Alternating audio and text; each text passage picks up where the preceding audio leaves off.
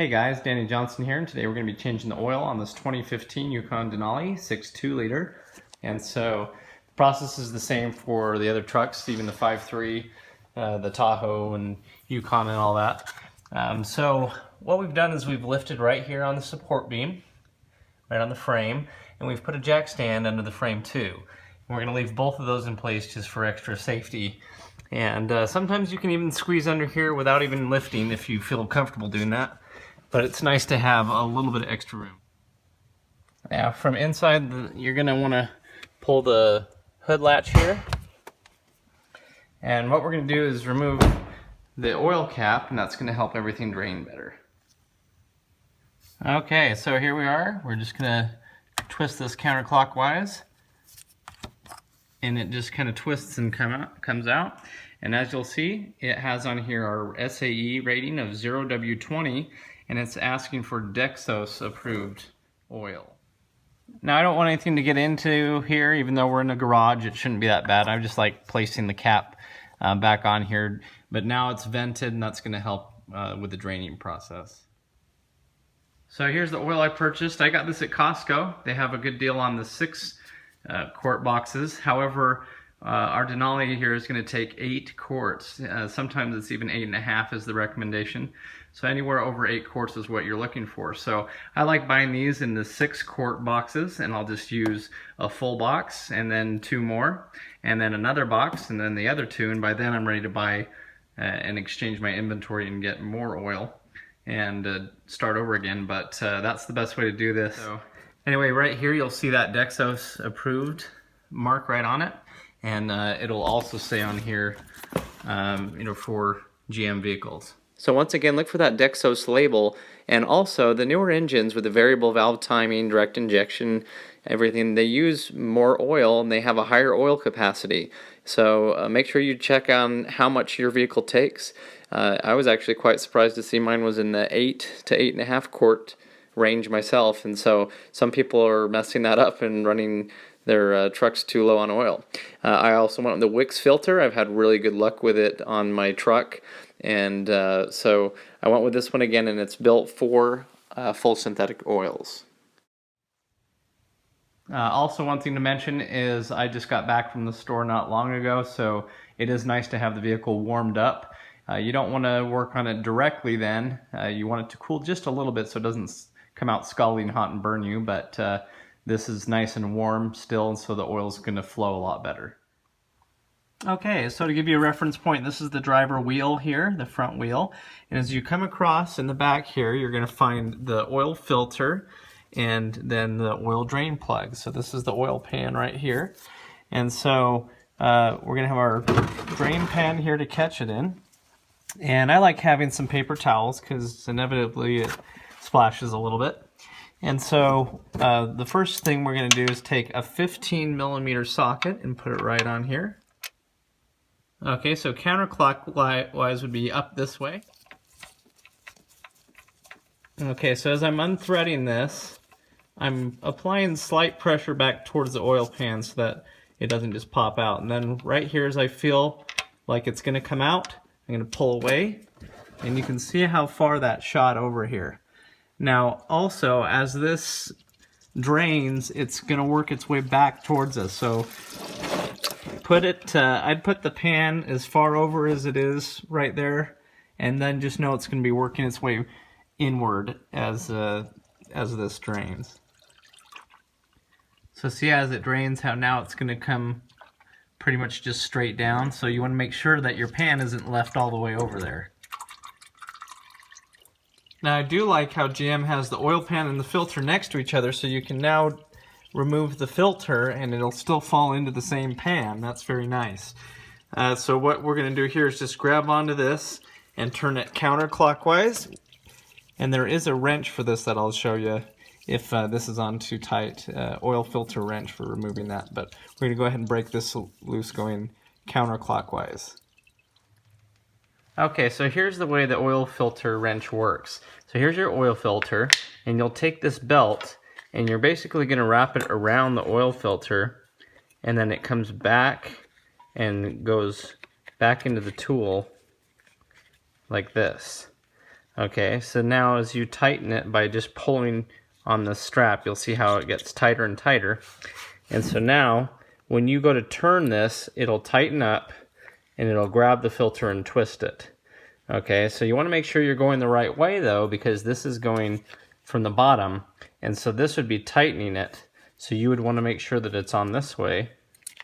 Slide it on, make sure that that's in there, and then as you pull down on it, it will twist it.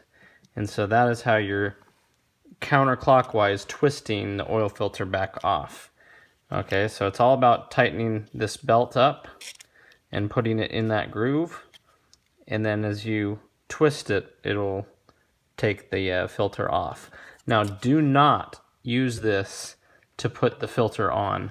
These should only go on hand tight, and that's it. So once you get this as snug as you can get it by hand, that's it. Do not use the wrench to put the filter on. Okay, so here's the oil filter wrench on there. You can make sure you're going the right way, and you'll see you can twist it that way, and it puts the tension on it, so you can see we're moving the oil filter counterclockwise as we're doing this. Okay, so you can reinstall this for a minute if you want, just so that you don't get too oily as you're working on this other part. But now as you twist this one off, inevitably it will drip onto this cross member. Unfortunately, that's just kind of in the way. So just make sure that your drain bucket's under here, and as you spin it, it'll leak down the whole filter. There's not too much you can do about it. So you could turn it like that and let it drain for a minute and then go after it again, but that's why you want to wear gloves. Once again, this motor oil is nice and warm so that it flows better, but if you're working on a vehicle that you just turned it off and it could be really hot, you want to be careful about that. So we're going to go ahead and dump that out. So as you can see, some of it went onto this bar, that's fine. But you want to check now on that rim where we just took it off and make sure the old gasket didn't stick on there, because sometimes that happens. So we'll be cleaning that off in a minute, but now we're just going to come back here and remove this again. And with the pressure that's been released on the oil filter, sometimes you get more of the oil coming out here again. So just want to make sure that you're catching that again. So we'll just let both of these drain for a few minutes. Okay, next we're going to put the new oil filter on. So you're going to take new oil filter, and on the GM vehicles, since the filter goes on vertically, right now what we're going to do is fill this up. And you could fill it up, I mean, some people don't even do this at all, and you dry sump it for a minute. But it's definitely nice to at least fill this up. And you'll see it start to absorb in the filter. You could add a little more. But this is going to help it so that it doesn't dry crank when you first start it. Okay, now you're also going to take some of this motor oil, and you want to just gently go around the ring here. It can be old oil or new for this part. We're just lubing up this outer ring. And so once that's oiled up to the point where it's just kind of shiny, then we're ready to screw this oil filter back on. We're going to make sure that it's clean where we're getting under here and tightening it back on. Okay, so you can see it's nice and clean on the outer ring there. We're going to go ahead and just lift this straight up. And once again, this is already filled full of oil, so that's going to help us a little bit. And I like to turn it backwards a few revolutions and then forward. That helps the threads seat. And we're going to go ahead and spin this on. Okay, so you want to make sure you're not cross-threading this, and you'll see how easy it is to spin it. Okay, we know that it's going on properly, so we're going to get it on here. And we're just going to get it hand tight. So you want it tight, but you don't want it on with the filter wrench, as I mentioned. You just want it nice and tight. Okay, now we're inspecting our drain plug, and you'll notice there's a washer down there at the bottom, and it looks like it's really good condition. I'm sure there's a way to snap that off and replace it if you're concerned about it, but it should be fine here. So we're going to go ahead and thread this back in and torque it down. Okay, so our drain plug is back in and our filter is on nice and tight, okay, by hand. Now we're ready to add engine oil. Okay, so now we're just going to add all 8 or 8.5, whichever you're more comfortable with, quarts of oil here. And so we're going to go ahead and fill this here. I'm going to do this off camera so I can hold that a little better so it doesn't drain out. But we're just going to add all of our 8 or 8.5 quarts of oil. Okay, so I did 8 and just about a quarter, kind of met in the middle of the whole 8.5 thing. Okay, we're going to go ahead and reinstall our cap. It goes in like this, and then just twists. Okay, we're going to just slightly lift. Pull our jack stand out of here. Make sure you're all clear, no oil pan or anything under here. We're going to go ahead and lower it.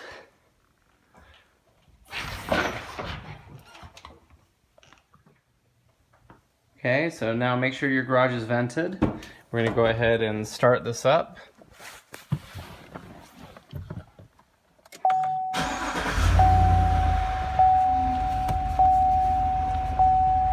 Okay, now we want to check for any oil leaks or anything coming out.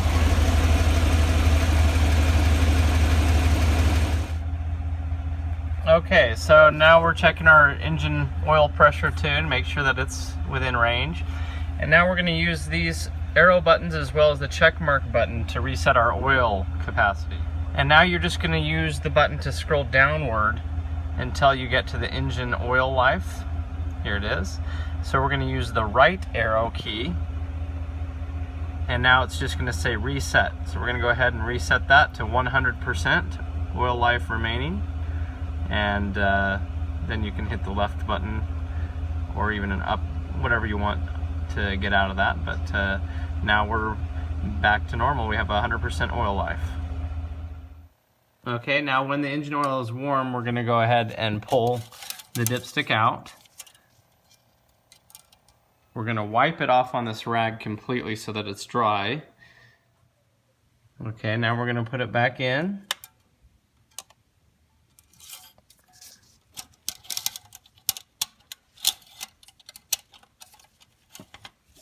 Okay, with it all the way down, now we're going to pull it out again. And we're going to check the oil level on here. Okay, so as you can see, it's right up, it's past that bottom one for sure. It's almost all the way to the top one, so we'll probably be good with our 8 quarts. We did 8 1/4 quarts, and we might even add just a little more. Okay, what I'll do is I'll dump these bottles out one at a time, and I'm not going to sit there and wait for them to drain individually. So I put the cap back on, and then I put them upside down, and it fills up about a cap's worth. So that's how much oil. So that is a significant amount over 8 of these. You know, it does add up. So I'm going to let them drain like this, then pour them back into the last quart that I used. So with all these sitting on their heads, you can see it did fill the cap up just about full for each of those. So it does add up after all of those for when you're doing 8 or 8.5 quarts of oil. So now I'm just going to pour them back into this one, which was our 8.5. This was our 9th quart. That, of course, we didn't put all 9 quarts in. We only went to about a quarter or so. And so we'll just add those back in there. And that saved time, so we didn't have to sit there and wait for each of these to drain. Okay, so now we're just going to take our old engine oil and we're going to pour it back into these and then go take it to AutoZone or some place that collects the oil. Make sure you don't throw the oil down the drain. I like to put it in a bigger box like this so that as you pour the oil and move it around and everything, if it drips a little bit, it's nice to have it contained in a box. But go ahead and fill these up, cap them off, and take them to be deposited. So hopefully you enjoyed this video, and I'll put a link in the description to the other videos I have on this truck. So thanks for watching.